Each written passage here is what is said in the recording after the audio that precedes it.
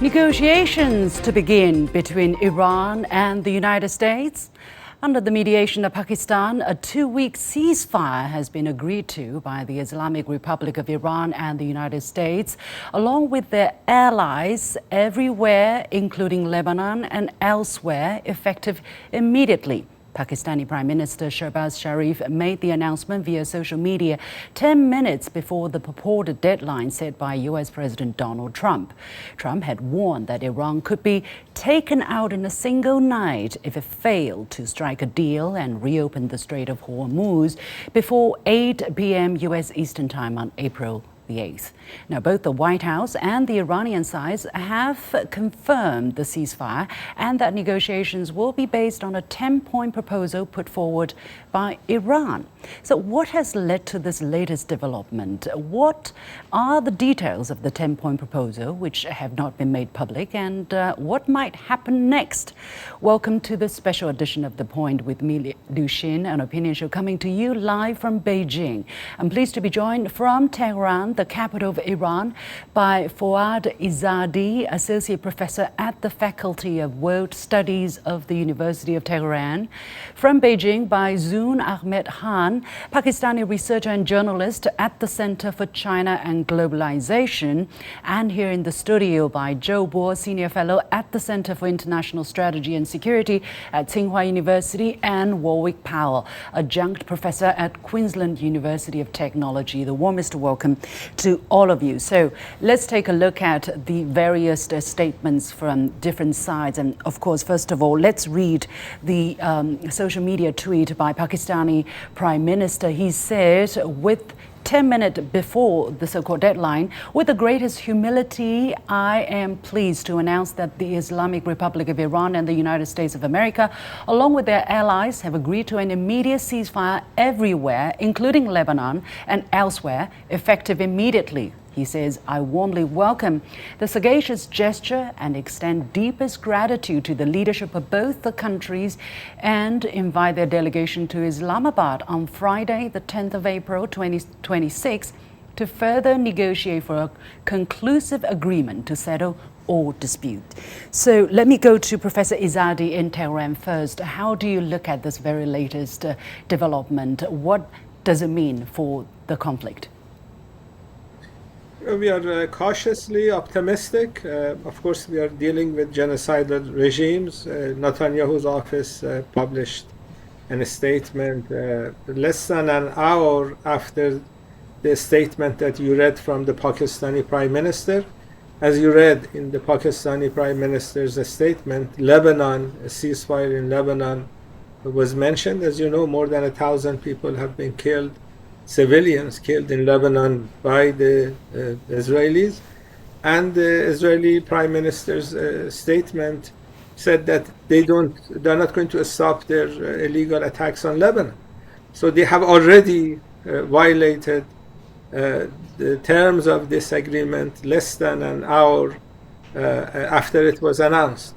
But overall, I think given the fact that the United States was defeated in its illegal attack on Iran, the aim they had was to overthrow the Iranian government. This is what Trump said, Netanyahu said. They wanted to take over Iranian oil. Just a few days ago, they asked Trump, why do you want to take over Iranian oil? And his response was that I'm a businessman and I want to make a lot of money. After they realized that Iran is going to exercise its lawful duty with regard to the Strait of Hormuz, Iran did not exercise that lawful authority before the war, but Iran is going to do that after the war. They realize that they are not going to achieve their goals, so this is the cause for celebration in Iran. We already see people in the streets in Iranian capital, other places celebrating. Iran was not interested in this war. If this war was imposed on Iran, we fought for 40 days. And the result is that if you look at Trump's statement, he's not talking about the 15 conditions that the US had. He's talking about the 10 conditions that Iran has. So I think we are optimistic, cautiously optimistic, and we have to be cautious because we are dealing with people that can engage in serious crimes. Zoon, in Beijing, how do you look at the role that Pakistan has played here, and what does it mean that the two sides have, for the time being, agreed to sit down and talk and meet in Islamabad?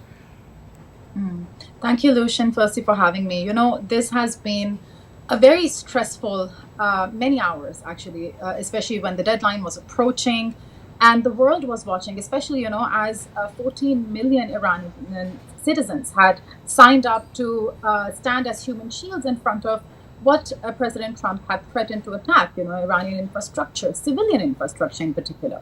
So, I mean, it has been just 10 minutes before the deadline, seeing Prime Minister Shehbaz Sharif's message, and also a few hours prior to him talking about, you know, this has reached a critical stage. There was a lot that people were prepared for. Unfortunately, even though with slight skepticism, we know that whether it's a temporary ceasefire, whether the 2-week negotiations will lead up to long-term lasting stability, we have yet to see. But as far as Pakistan's role is concerned, you know, Pakistan's stake in this conflict, in the region, are very, you know, grave and also long-term. Pakistan also was in a position to strategically position itself with obviously being Iran's neighbor and with very close ties with all of the GCC countries. We also have a mutual pact with Saudi Arabia. We have developed, you know, increasingly a relationship that is functional with the United States. And of course, our close ties with China, all of that did put Pakistan in a very crucial, critical position to be able to discuss with both parties, and both parties trusted Pakistan. From the Iranian leadership, we saw that they trusted Pakistan's,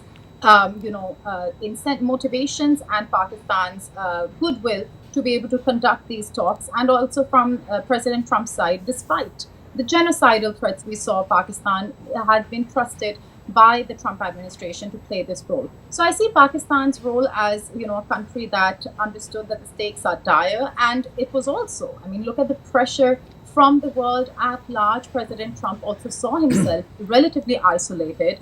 Apart from the pressure from the Israeli government, whether it's European partners of the US, whether it's the ASEAN countries, whether it's China, whether it's other regional stakeholders, everyone wanted an end to this conflict, at least an immediate ceasefire. So I think, I mean, Pakistan was also, as a country that's trusted by both parties to play this role, it was also the global realities that pushed for a solution. And once again, as the professor mentioned, you know, Trump in his final tweet talks about the 10-point proposal, the peace plan proposal by Iran.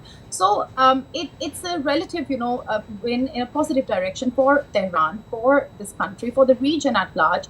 But we cannot, I mean, I'll also quickly mention that hours before this final announcement, there was a statement by Pakistani foreign minister that the only country that seems to be playing a role that could sabotage efforts made so far that could be played by the Israeli government, right? And we've already seen that happen. Yeah, we'll talk about the potential role, whether positive or negative, in the process by Israel in just a moment. I want to focus on China a little bit. We are Chinese television, and people have mentioned the name a couple of times.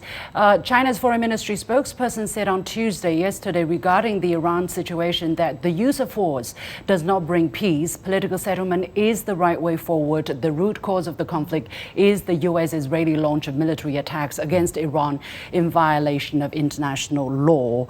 Mr. Zhou, let me turn to our guest here in the studio. How do you look at the role of China? And China's stance is actually not a surprise. China has always called for seize, talk, and ensure. But what kind of specific role has China played? And that's exactly the question, you see, because China certainly talk about all the right things, but to implement all these things, people talk about approaches, right? So if you ask them to ceasefire immediately, would they do that? They would only do that when both sides become exhausted. Since it's just like that. But Chinese proposal, in long term might just work a bit like Chinese medicine. Sometimes it does work, yeah? Although you do not know how it really has worked. because when people look up to China to play a different role from the United States, people would instinctively assume that China would just do things ABC like the United States. But the Chinese approach is totally different, based in its culture, in its tradition. So maybe, sometimes I think about this, maybe it's just like life. Everyday life is mundane. It's not really exciting like watching, NBA every day. But this is how life should be. And the Chinese approach certainly is right. And you see why China is right. When people see all these ships turning on the automatic system to say we are Chinese-owned or Chinese ships, that probably would just, still into people's mind a kind of concept that China is associated with safety and security, while the United States is associated with chaos. If this kind of impression, increase, and people may just want to have China to play a bigger and bigger role in all different fields. Well, China has been pretty active. China has made 26 phone calls with countries in the region, basically all the major players except the United States, and there was a Chinese envoy on the ground as well. But Warwick, I want to ask your reaction to one of the things that the guests have mentioned. And before that, I want to read out what President Trump said, or basically a statement on behalf of Trump released by the White House. It says, based on conversations with Prime Minister Shehbaz Sharif and Field Marshal Asim Munir of Pakistan, and wherein they requested that I hold off the destructive force being sent tonight to Iran, and subject to the Islamic Republic of Iran agreeing to the complete, immediate and safe opening of the Strait of Hormuz, I agree to suspend the bombing and attack of Iran for a period of 2 weeks. He also said, we received a 10-point proposal from Iran and believe it is a workable basis on which to negotiate. So what do you make of Trump's statement here? The key part of that statement actually is the reference to the 10 points, because that is a proposal put on the table by Iran, not by the United States. The rest of the statement is bluff and blunder in very typical Trump fashion. And what this symbolises or tells the world is that at this juncture of this conflict, the United States actually does not have a strong hand to play, and that it was in fact Iran that called the bluff of the Americans. It's very important to understand the military dynamics and the resourcing dynamics that have played out in the region so that we can appreciate why we are here today talking about this ceasefire. If the Americans were able to successfully prosecute their military campaign and their illegal war on Iran, there certainly would not be a ceasefire. Let's not forget, over the course of the last few weeks, the Americans have requested ceasefires before. It is the Americans that have sought a temporary cessation of hostilities, not the Iranians. Now, the other point about China's role is we wind ourselves back a week or so, and there was an original 5-point proposal developed by the Chinese foreign minister and his counterpart when they got together. From Pakistan. And I think that it's important to understand that as part of a process. As Zhou has said, the Chinese approach is to work through the situation to try to shape the conditions where the problems of not only diminished trust but destroyed trust can be at least partially repaired so that people can begin talking again. And once you can create that environment, then you can move forward with the kinds of things that we've now seen. I want to turn to Professor Izadi in Tehran. Why has Iran finally agreed, to sit down and talk to their U.S. counterpart, given the kind of mistrust, right, the complete loss of trust on the Iranian side about negotiations in general? That's a very valid question, a valid point. Iran was attacked in the middle of negotiations 2 times. There was a diplomatic solution available before this war. If you listen to Omani's foreign minister interview with CBS News, the American television, he said that an agreement was available within 24 hours. The Trump administration thought they can attack Iran and overthrow the Iranian government in 3 days. This is what Trump said. They failed. Iran is basically trying to provide an off-ramp, an exit for Trump, because at the end of the day, Iran is not interested in fighting the United States or Israel. Iran wants to make sure that Iranian rights, Iranian borders, Iranian oil is where it's supposed to be, not in the hands of Trump. And everybody is realizing that this was a huge policy mistake by the Trump administration. So Iran is providing an opportunity for Trump to correct the huge mistake that he made. We have 2 weeks to see whether this is another deception operation, the way we experienced it 2 times with the previous negotiations, or this time the United States is actually serious about negotiating. And if the Iranian officials realize that the Trump administration was just wanting a break and they have not changed their anti-Iran policy, then we'll have war again. Because as your guest in Beijing said, Iran has the upper hand. This is something amazing because the US spends 100 times more on its military in comparison to Iran. For Iran, a non-nuclear state, to be fighting 2 nuclear regimes and winning is something that will be taught at military schools for many years to come. But this is what we have.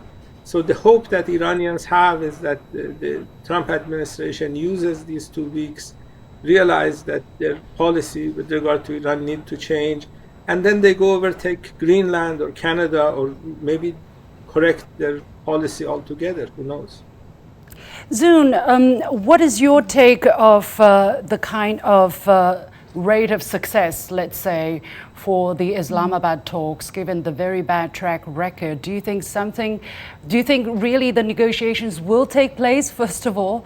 And secondly, what's the likelihood that they are going to reach some kind of conclusive agreement within 2 weeks? No, I mean, there's a lot to unpack on that. Firstly, I mean, I'll also mention what Warwick Powell mentioned, the 5-point peace plan that was already, work in progress. And in the end, what Islamabad wants, what Beijing wants, what even Tehran wants is respect for international law, not targeting civilians, and a lasting status quo, lasting situation in which, Iran will not constantly be threatened. Let's also remember that Iran is a country and Iranians are people that have faced decades of sanctions, decades of discrimination. So what they want out of this is a change in that situation and that reality. And with President Trump mentioning the 10-point plan proposed by Tehran, what we can see is that maybe, for a president who does not want to lose the midterms, who was in a deeply unpopular war, 90% Democrats opposed, more than 50% Republicans opposed, the international community opposed, genocidal threats, all of that, he really did need an off-ramp. And this is an opportunity that Iran also capitalized on.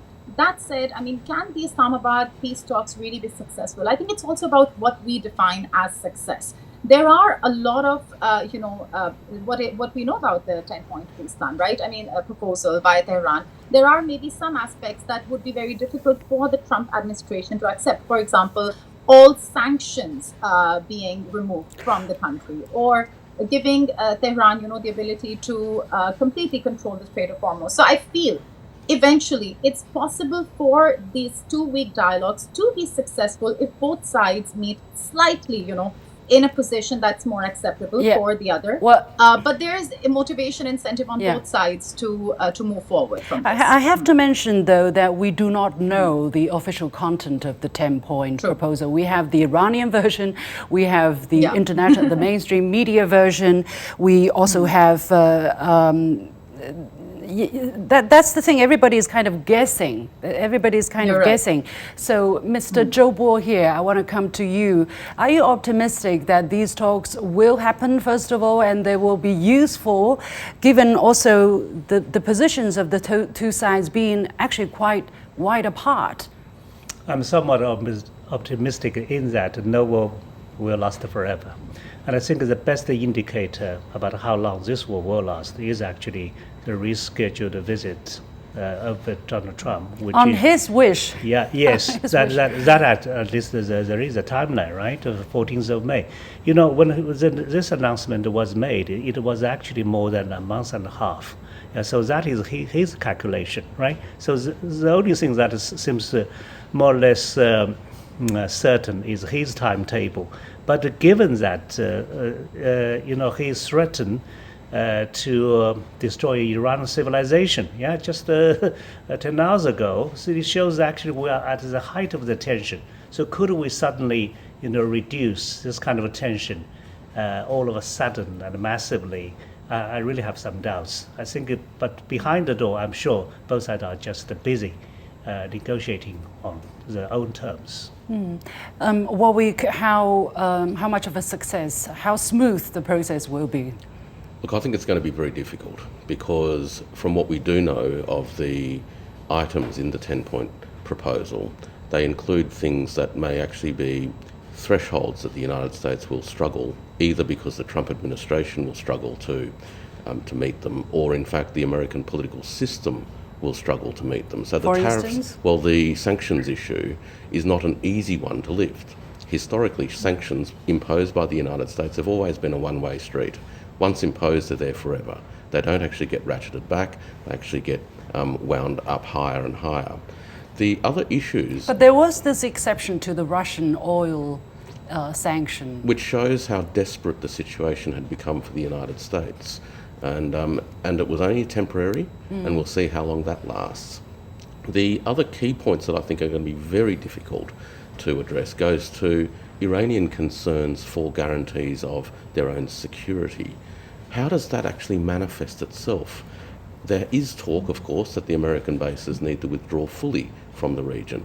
That's a difficult ask for the Americans, but under military duress, that is clearly happening already, where American bases are being destroyed and American troops are actually having to back out of these bases. So some of this is going to be ultimately, I think, need to be tested on the battlefield to come.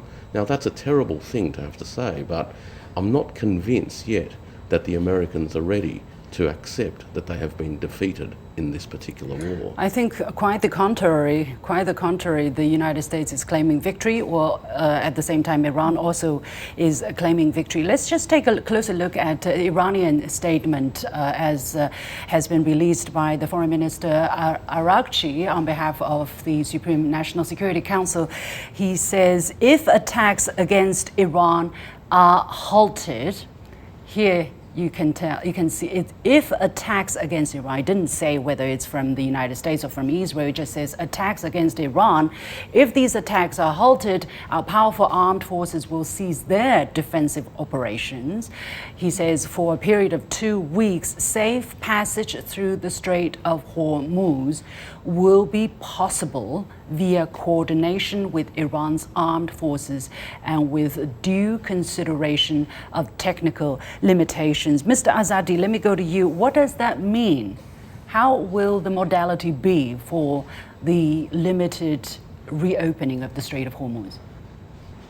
The technical, the word technical in that statement is another way of saying that Iran will get transit fees from the ships that are passing through.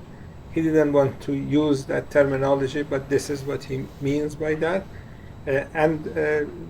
Going through the Strait of Hormuz is actually welcomed by Iran because Iran needs to collect those transit fees. So the more ships go through, the more Iran will welcome that. And this is what Trump is saying in his statement, that he wants ships to go through the transit, to go through the Strait of Hormuz. So there is an agreement there, but Iran will get transit fees. This is what Turkey does, Australia, Denmark, Canada.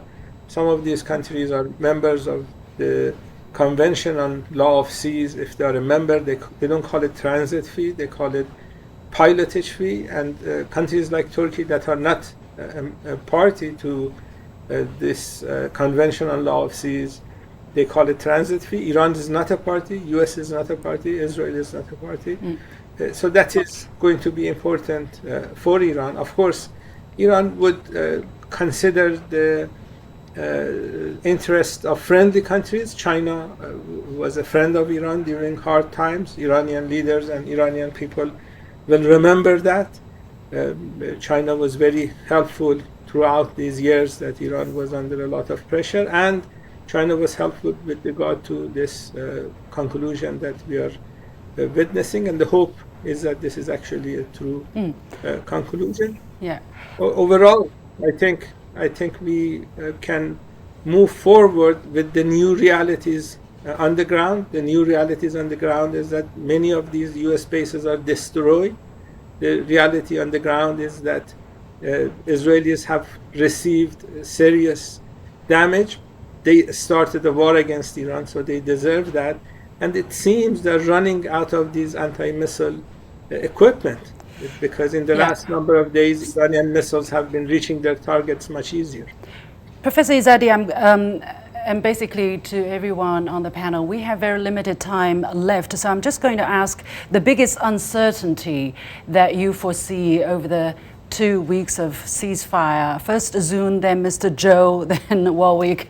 Please, 1 or 2 sentences, if you will, because Netanyahu, for instance, has already said the truce does not include Lebanon. So what is the biggest uncertainty you have in mind for the time being, Zoon? Just very briefly, I think Israel breaking the ceasefire is not a very big uncertainty. They've already clearly stated that. The biggest uncertainty is, whether or not the Trump administration will agree to continue the talks. And that's all dependent also upon, the pressure he faces domestically as well as internationally. Okay. This could be a great off-ramp for him, but it may not be. And the second is whether no time for the second. No time for the second. Mr. Zhou. Okay. Mr. Zhou. Well, I think in the 2 weeks' time, it will be difficult for them to reach a kind of a concrete, specific agreement. Again, as I said, probably Trump will feel pressure to finish talking before 14th of May. The reason is very simple. He wants to come to China. He wants to come to China as a winner, not as a loser. All right. Warwick. Look, I think the biggest challenge and the biggest risk is actually being able to address the elephant in the room, which is how do you guarantee the security of Iran in an environment where the Americans have proven themselves to be incapable of actually reaching agreements and sticking to them. That's going to be the biggest issue. Well, we'll certainly keep a close watch on the situation. Many thanks to my guest, Foad Izadi, Associate Professor from the University of Tehran in Beijing, Zoon Ahmed Khan, Pakistani researcher journalist at the Center for China and Globalization here in the studio, Zhou, Senior Fellow at the Center for International Strategy and Security at Tsinghua University, and Warwick Powell, Adjunct Professor at Queensland University of Technology. Thank you so much for your insight. And with that, we come to the end of this edition of The Point with me, LiuXin. As always, you can follow me on Facebook and X and YouTube using the handle LiuXin in Beijing. On behalf of the whole team, thank you for watching. You've got The Point.